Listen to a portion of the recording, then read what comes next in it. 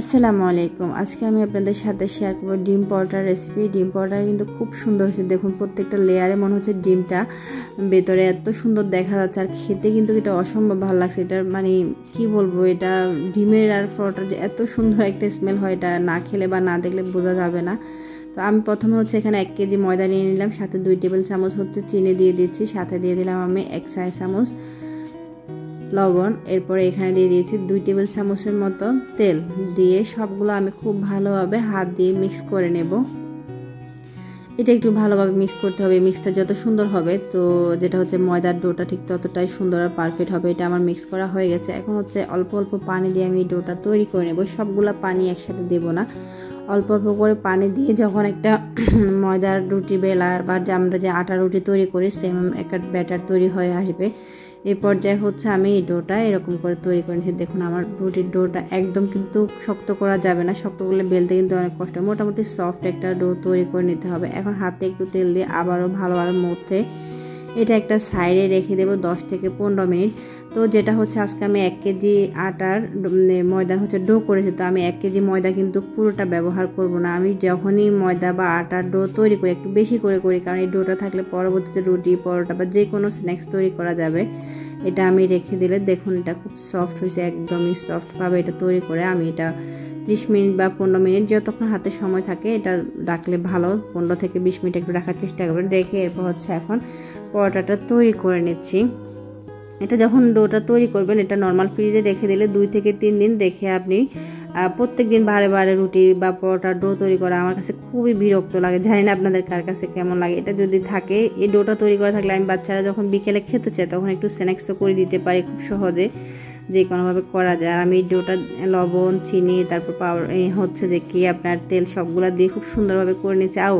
Main important কথা, এখানে আমি অবশ্যই কুসুম গরম পানি ব্যবহার করছি, এখানে একদম ঠান্ডা পানি ব্যবহার করা যাবে না আর ওভার হিট করে ব্যবহার করা যাবে না। কুসুম গরম পানিটা, যে পানিটা হাতে সহ্য ওই রকম একটা পানি দিয়ে এই ডোটা তৈরি করলে কিন্তু পরোটার ডোটা খুব সুন্দর হয়। তো আমি হচ্ছে যে কয়টা পরোটা আজকে তৈরি করবো ওই জন্য লেচি কেটে নিয়েছি, বাকি ডোগুলো আমি হচ্ছে নর্মাল ফ্রিজে রেখে দিয়েছি। এটা হচ্ছে আমি পরবর্তীতে পরে কোনো কাজে ব্যবহার করব, যতটুকু আমার লাগবে ঠিক ততটুকু রেখে বাকিটা আমি নর্মাল ফ্রিজে রেখে দিয়েছি। এটা আমি 2-3 দিন অনায়াসে রেখে ব্যবহার করতে পারবো। এখন হচ্ছে আমি আজকে সকালের জন্য যে কয়টা পরোটা তৈরি করবো সবগুলা লেচি আমি এভাবে তৈরি করে নিয়েছি। দেখুন আমি এখানে অনেকগুলো লেচি মোটামুটি তৈরি করেছি, খুবই অল্প একটু রাখছি, আজকে একটু বেশি করে পরোটা বানাবো। তো এই লিচিগুলো হচ্ছে আমি এখন হচ্ছে এভাবে একটু হাত দিয়ে ফোল্ড করে এটা এভাবে করে নিলে পারা যায়, যে যেভাবে করেন। তবে বেশিরভাগ ক্ষেত্রে আমরা দেখি প্রফেশনালি পরোটার ডোটা এভাবে করা হয়। তো আমি এভাবে করে হচ্ছে এটা সুন্দর করে একটু গোল করে নিয়েছে। এখন আমি হচ্ছে পরোটাটা তৈরি করে নেব। প্রথমে আমি একটা নর্মাল রুটি তৈরি করে নিচ্ছি, আমরা যেরকম রুটিটা খাই বাট এরকম রুটি বেলে ওই রকম একটা রুটি বেলে নিচ্ছি।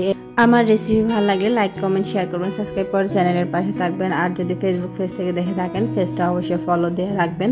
খুব সুন্দর একটা রুটি তৈরি করে নেওয়া আমার হয়ে গেছে। তো আমার রুটিটা কিন্তু মোটামুটি সুন্দর হয়েছে। তো প্রথম যারা রুটি তৈরি করেন তাদের রুটি একটু সুন্দর কম হয়, অসুবিধা নেই, এটা আস্তে আস্তে করতে করতে হাতের কাজ শেখা হয়ে যায়। তো এরপর হচ্ছে আমি রুটির ভিতরে 1 চা চামচ তেল আর 1/2 চা চামচের মতো ময়দা দিয়ে দিলাম, দিয়ে এটা হাত দিয়ে ঘুরিয়ে পুরো রুটিতে মেখে নিয়েছি। এখন হচ্ছে আমি এই পরোটাটা ফোল্ড করে নিয়েছি। এটা কিভাবে ফোল্ড করছি সেটা তো আর বলার কিছু না, আপনারা ক্যামেরায় দেখে বুঝতে পারছেন আমি কিভাবে পরোটাটা ফোল্ড করে নিলাম। এখন হচ্ছে এটা আমি আবারও একটু বেলে নেব, এটা এখন হচ্ছে বেলে নেব। এই বেলাটা হয়তো একটু সোজা নাও হতে পারে, তো যাই হোক যেরকম একটু হলে হবে। তো প্রথম একটু বেশি তেড়া হয়, তো আমারটা মোটামুটি বেলে নেওয়া হয়ে গেছে। দেখুন এটা এরকম 4 কোণা একটা পরোটা হবে। এই পরোটাটা 4 কোণা হয়, পরোটা অনেকভাবে ফোল্ড করা যায়, তবে আজকে যে পরোটাটা আমি তৈরি করব এর জন্য এরকম ফোল্ডটাই করতে হবে। এখন এখানে নিয়ে নিচ্ছি আমি 3টা ডিম, দিয়ে দিচ্ছি একটু লবণটা দিয়ে খুব ভালোভাবে ডিমটাকে ফেটিয়ে নিলাম। এখন হচ্ছে আমি পরোটাটা ফ্রাই প্যানে দিয়ে দিচ্ছি, শুকনো ফ্রাই প্যানে দিয়ে দিলাম। এরপর একটু ফুলে উঠেছে,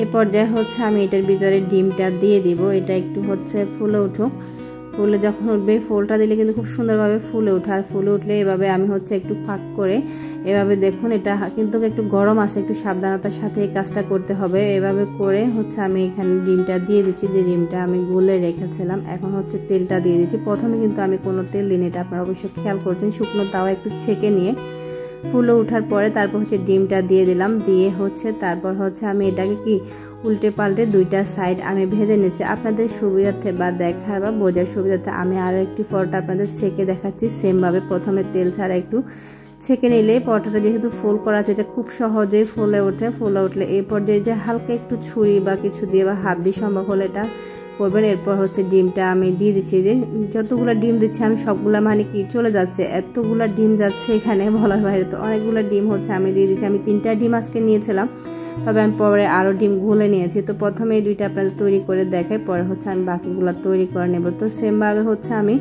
তৈরি করে এটা একটু এই ফিট উল্টিয়ে তেল দিয়ে লালচে করে ভেজে নিয়েছি। অবশ্যই ডিমটা দেওয়ার সময় হাতটা খেয়াল রাখবেন, এটা গরম আছে, একটু সাবধানতার সাথে এই কাজটা করতে হবে, আমি আপনাদের বারবার বলে দিচ্ছি।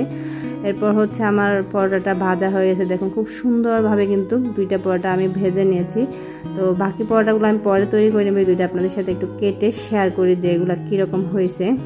এখন হচ্ছে এখানে দেখাই দিই যে পরোটাটা আমি ভাজলাম, এটা কালারটা যেরকম উপর দিয়ে লাল লাল হয়েছে, উপরটা মসমসে ভিতরটা সফট এবং সাথে ডিমে ভরা। এটা কিন্তু খেতে অসম্ভব মজা হয়েছিল, আর দেখতে কি রকম লাগছে আপনাদের কাছে জানি না, আমার কাছে খুবই সুন্দর লাগছে। দেখুন দেখে এটা এত ভালো লাগছিল, আর এটা মানে যখন খুললাম ডিমটা এত বেশি সুন্দর হয়েছে, এটা দেখতে যেরকম সুন্দর হয়েছে খেতেও কিন্তু অসম্ভব ভালো লাগছে। আপনারা অবশ্যই একবার বাসায় এভাবে তৈরি করে খেয়ে দেখবেন, ভালো লাগলে একটা লাইক দিন। আজকের মতো এখানে বিদায় নিচ্ছি, আল্লাহ হাফেজ।